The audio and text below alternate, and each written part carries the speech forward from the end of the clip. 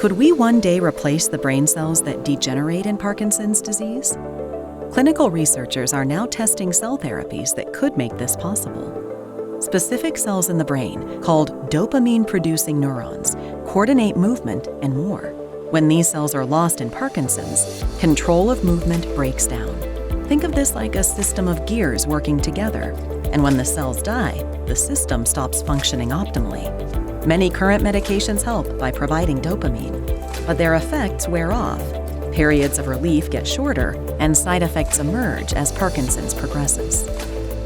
Cell therapy offers a different possibility, replacing the depleted cellular machinery to potentially restore the brain functions lost in Parkinson's.